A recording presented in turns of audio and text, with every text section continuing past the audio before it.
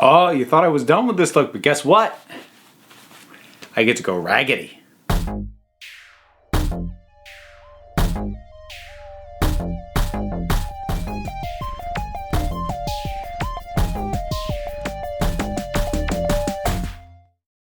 Here we are, folks. We have arrived at Matt Smith, Steven Moffat, and the 11th hour.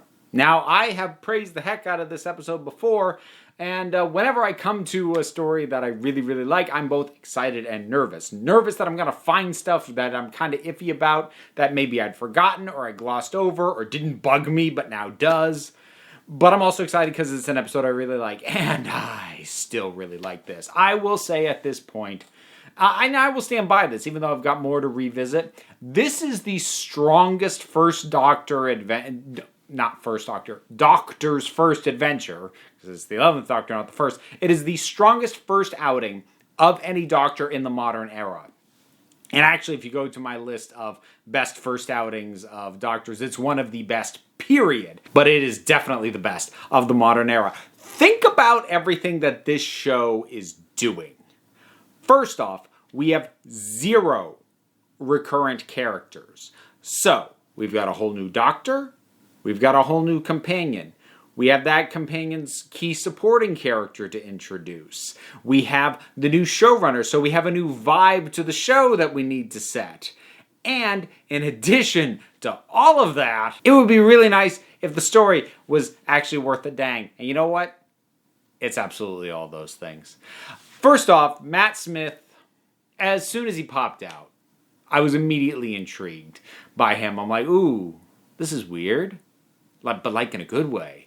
And I love his rapport with young Amelia. And that's also great. Like, fun fact, if you didn't know, the actress who plays young Amelia is Amy Pond, Amy Pond, I'm on a roll today. Karen Gillan's cousin, but they had never actually met before shooting this episode.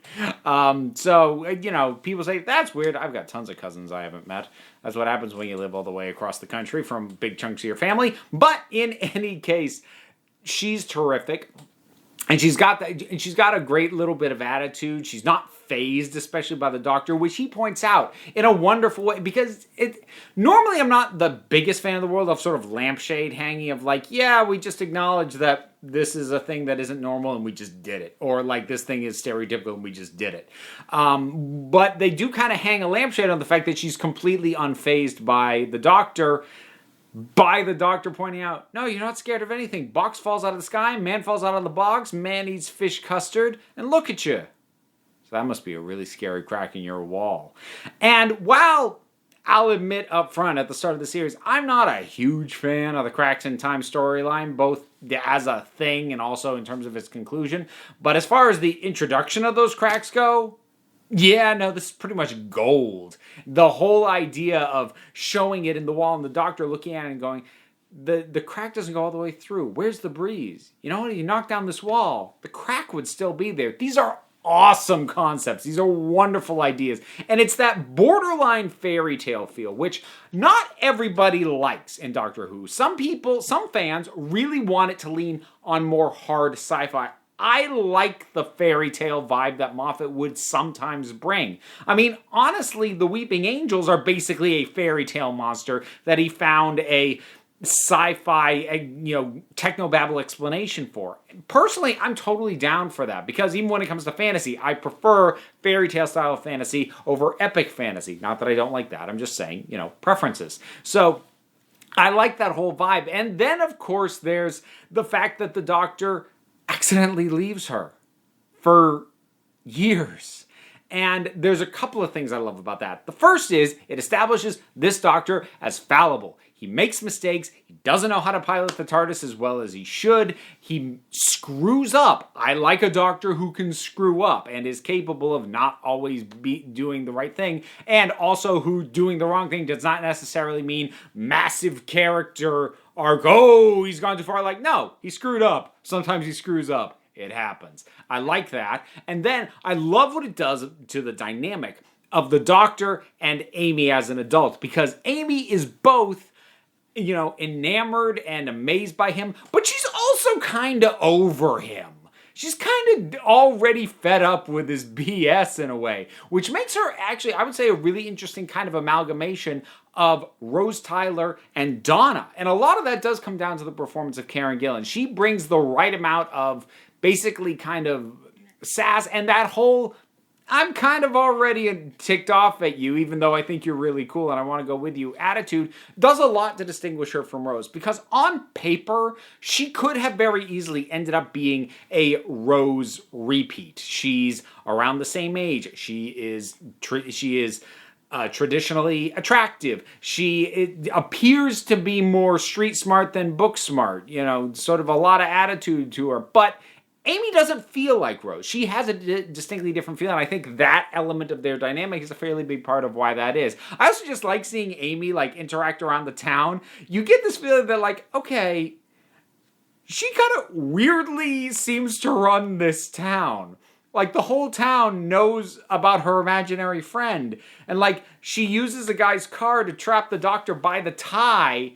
And the guy's like, I'm going to need my car. And she just goes, yes, well, do that later. Go have coffee. And he just does it. So I'm like, you kind just on sheer attitude, you kind of run this place, don't you?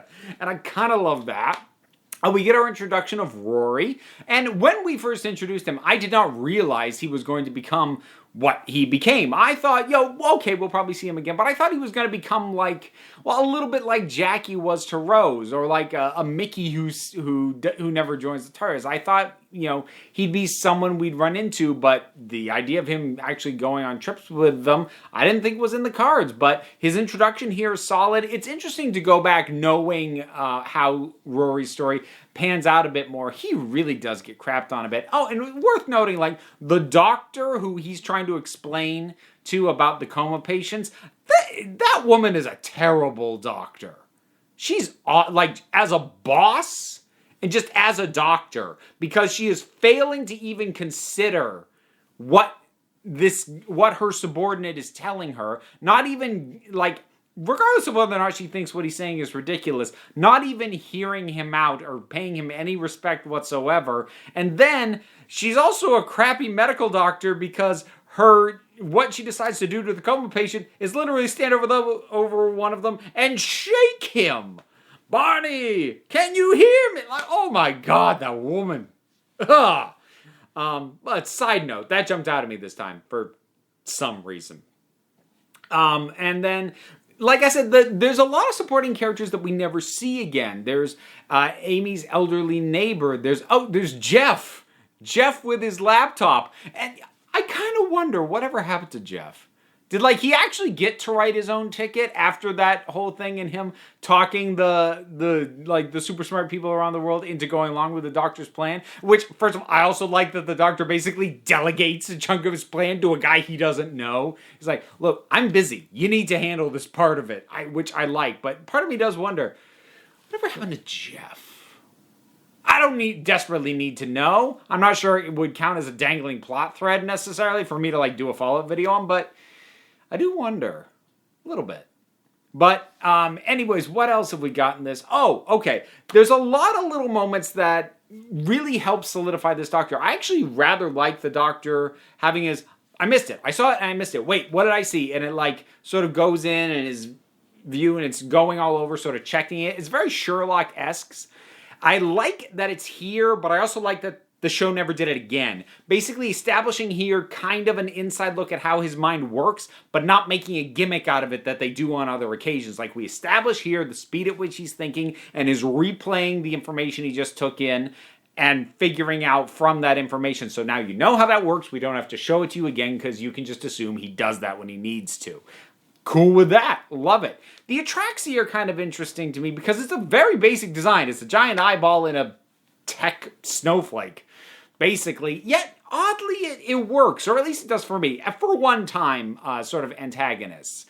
I mean, part of it might be the voice. I'm a sucker for a big, deep, booming voice, and I'm not going to say give a total pass for that, but I tend to favor that, so maybe that's part of why it works for me. That said, I did notice there is a lot of repetition of the Prisoner Zero will vacate the human residence, or the human residence will be incinerated. Repeat. And then it does actually repeat over and over and over again. Now, it's usually in the background, and I get it, but I'm going to have an ear out for this now. Moffat seems to have a bit of a thing for repeating dialogue over and over and over again. I noted this in my review of Silence of the Librarian, Forest of the Dead. Now, there was when the Vashta Narada, took these things over and, like, the ghosting and the thing looped, but there was also, like, Donna Noble has left the library. Donna Noble has been saved. Didn't say one, just kept repeating it over and over. It's like, Steven, I don't know if you think the repetitious thing is, like, somehow unsettling, or if you think we're dumb and we're gonna forget if you don't keep saying it, but, like,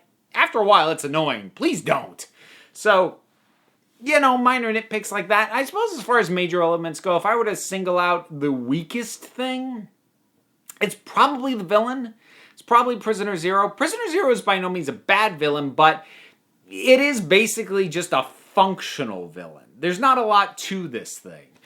But the thing is, for how much other stuff this is juggling, because, like I said, new doctor, new companion, new secondary companion being introduced, even though he doesn't join the TARDIS yet, laying out the vibe of the thing, which is very much laid into the more fairy tale feel, and the time jump, because Steven Moffat likes to do the timey-wimey thing a lot more, and, a solid and engaging story with the doctor being slightly off his game, not having all of his tools, and having to save the planet. I often complain about, the planet's being threatened again, but I kind of like that it's being threatened casually, not to the people of Earth. It's like it's going to wipe them out, but like the people threatening it, it's not because they're like, we will destroy Earth. They're like, dude, get off the planet. We're just going to burn it. So I like that. But like taking into account that it's doing all of that, if something was going to be dialed back, the villain makes sense. It's kind of the same reason that Marvel movies didn't have great villains for kind of the first few cycles worth of films. It was because they were going out of their way to build really strong heroes and supporting cast for those heroes, because those were the characters who were going to keep coming back and we needed to be invested in if the franchise was ever going to work. That's not to say that a good villain, if Prisoner Zero had been a more compelling or more interesting or more unique villain, that it wouldn't have made it an even better story. It absolutely would.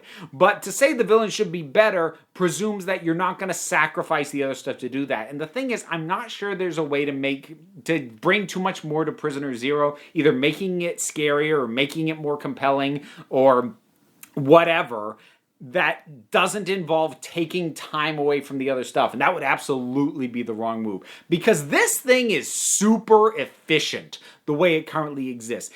Every scene that's in there needs to be there. And really, no scene goes on longer than it should. Well, maybe the trying food goes on for 1 or 2 more than it should, but that's really the only thing. This thing is very carefully set up, because one of the really key things about good, efficient storytelling, efficient is not the same as a breakneck speed and always going super fast. Truly efficient means you also know when to slow down, and you have trimmed the fat off your other parts, that you have the time to slow down where it matters. In scenes like little Amelia bonding with the doctor, or the doctor convincing grown Amy why she should listen to him. You slow down during those scenes because there's no superfluous nonsense in the stuff where it doesn't need to be, so you have the space to breathe in those moments. It is proper, efficient storytelling, and I love it. I'm not sure what else there is for me to say. Like I said, a couple little nitpicky things. I'm not even going to say I wish there was a bit more to the villain, but I'll cop to the villain being the least element of the thing, but he still works. Prisoner Zero absolutely still functions and does perfectly well for what needs to be there. I guess one other nitpicky thing, and this actually even bothered me early on. I don't think they do the corner of your eye bit quite right. Because I really think they should have had, in standard shots, have whatever is out of the corner of your eye that you're supposed to catch not be visible. So when Amy is counting the doors and there's a door she doesn't notice until the doctor tells her to catch it out of the corner of her eye, that door shouldn't have been there in other shots. It shouldn't have been there until she took the turn and the camera takes her view and it catches it, and there it is, and now there's a door. Same with Prisoner Zero being in that room with her. We should not have been able to see it just behind her and then she does the turn. No. should have been nothing in there. Maybe we hear something and it's not until she does the turn that we see it. So I feel like visually they didn't quite pull off the concept of you've got to catch it out of the corner of your eye, which is a shame because I do really like that idea. But again, like these things that I'm mentioning, they're little tiny nitpicks. And in the face of this man in a bow tie walking through the image of Tennant and going, "Hello, I'm the Doctor." That. Nothing else matters. Like almost everything else is still really good, but even if it wasn't, that moment is gold. Absolute solid gold. I remember saying out loud, first time I ever saw this when it aired, "Yes, you are." And yes, he is. I also like that music. I like that tune. I like the I Am the Doctor track. I've mentioned that before when I've talked about this music. And some people might be like, wait, haven't you complained before about like the Doctor treading on his reputation?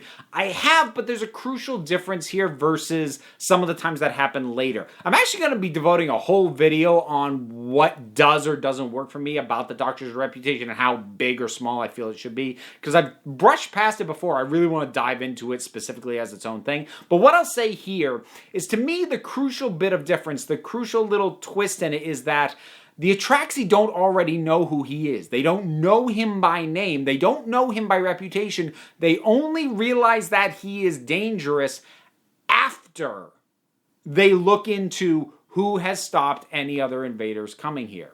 So, like the Vashta and Narada before them, they had to look him up. So it's basic. This is going to be a really weird comparison, but heck with it, go with it. It's the difference between you. I'm just going to say you. I'm presuming you wouldn't actually do this because you're a nice person. You don't pick fights, but here we go. So it's the difference between you getting in somebody's face at a bar and then being warned off by other people saying, "Hey, look, that person is like an MMA fighter with multiple championships." And then you hear that and you're like, "Oh, okay." And then you back off. It's the difference between that and walking into a bar, seeing this person and immediately knowing their name and all that stuff about them already. And I do think that is actually a fairly significant difference in terms of you're scared of them because you find out what they're capable of, and you're scared of them because you already knew who they were. That is the difference in scale of reputation. So what is done here, I'm actually totally cool with.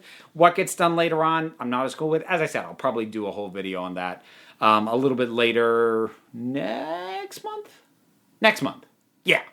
I'm trying to keep in track of where I am in terms of where I'm recording versus when it's coming out with. Whatever. 11th hour! You've seen it. What'd you think about it? Whatever your thoughts were. Drop something down in the comments. Let's talk about it. Bunch of stuff to do. Like, subscribe. It is greatly appreciated. Both of those are actually a really big help. There's also the Patreon if you want to help me grow this channel and support me. And maybe one day even like have this be what I do. And who knows what I'd be able to accomplish if that's the case. But dreams. In any case, there's links to that. Links to a book I wrote. Socials. P.O. Box address. Etc. Etc. Etc. All down in the description below. Click on stuff or don't. If you don't want to, that's okay. Because at the end of the day, you're the council.